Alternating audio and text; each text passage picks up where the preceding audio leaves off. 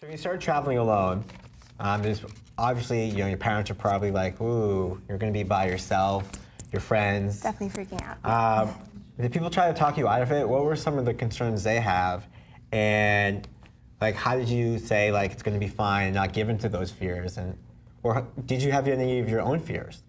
Absolutely, yeah. I mean, it would be easier to list the fears I didn't have, for sure.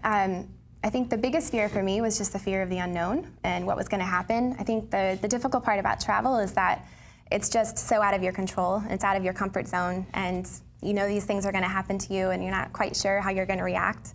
My parents and friends and family were not so concerned the first time because I was going with 2 friends to London, so there was kind of safety in numbers, and it was a little bit more acceptable. But I think as soon as I started traveling alone, when I went to New Zealand, and then 2 years after that, I went to India alone, and that just sort of really spurred on the concerns and people saying, they have all sorts of words of caution and advice that just seems to come out of nowhere as soon as you say you're going somewhere alone.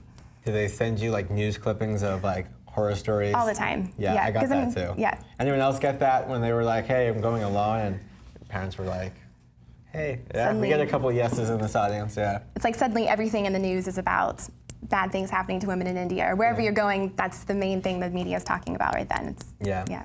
I'm going to Thailand and everything is all about the Thai political problems. Exactly. It's like, oh, well, good timing. Yeah. And so, how did you not like give into that? Like, how did you address those fears and concerns from your family and friends, other than saying, well, I'm going to ignore you and go anyway? But a lot of people, and we're going to deal with this a little later about unsupportive friends and family, but I mean, you respect your friends' opinion and you care about what they say, and how did you sort of like not let that get you down?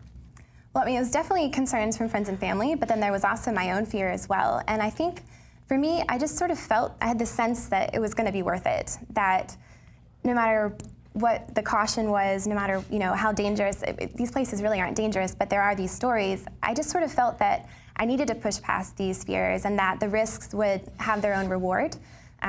Even though there were going to be times when things would be a little bit scary, I just sort of had this feeling that, this is going to be worth it, especially because it was going to, it's now tied in with what I love to do. And so there's sort of the travel, but also the writing that just sort of makes it worth it.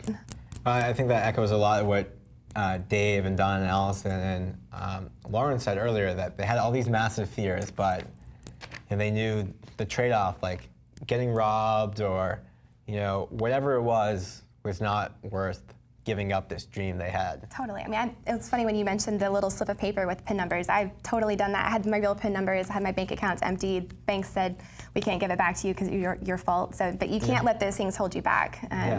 You really just have to kind of keep, it's sort of a scale. You have to keep weighing the risks with the benefits and say, no, it's always going to, in my opinion, it always weighs out in terms of go. Yeah.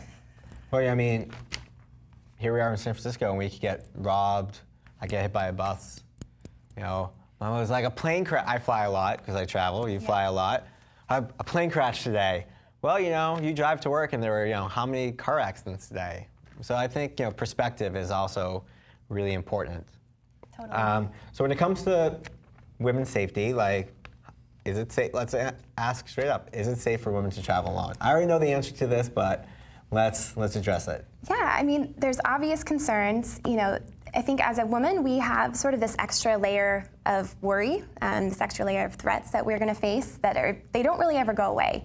I've been traveling for about 5.5 years now, and I'm still just as nervous at night walking by myself as I was 5 years ago. But for me, ultimately, I found it to be an incredibly rewarding, positive experience. I think it is safe.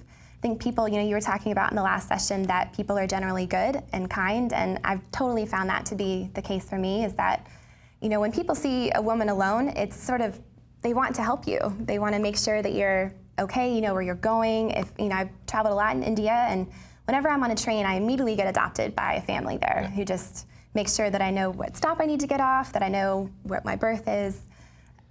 I've really found that the world looks out for you. So you said, you have these sort of extra general concerns that men don't. Like, so what are some things you have to look out for if you're a woman traveling by yourself? What are some things you feel like I have to watch out for? Yeah, I mean, some of the big things that you generally have to look out for, especially, I've found this a lot in Asia, It can be very innocent, but men stare sometimes. You've got a lot of eyes on you, and you're trying to kind of mitigate the tension between that. There can be hissing or little sounds, that people are trying to get your attention.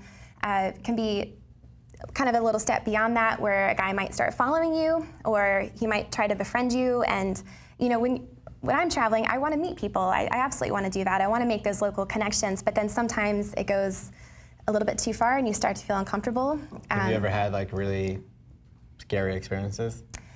One I'm thinking of was when I was in Vienna last October, and I was staying in a hostel sort of outside the city center that was in a pretty quiet residential area, and I was walking back to my hostel at night, and a guy started following me, and I turned directions, and he just kept following, and it was almost the first time I'd really felt like something could happen, that this is the thing you want to look out for, whether it was mugging or much worse, I'm glad nothing. Candace, some people are asking in the chat room, is there somewhere that you've really always just avoided going because you've just heard it's just too difficult, or you just really don't want to deal with it or experience it? That's a great question. Honestly, I haven't. No, I kind of find that it's just so important to get on the ground in those places and get the story for yourself, because my heart always goes back to India, and I think that there are some tragic stories that come out of it, which are absolutely happen there, and especially local women face every day. But when you're there and you're experiencing really positive, kind things from people, it really starts to change your perception.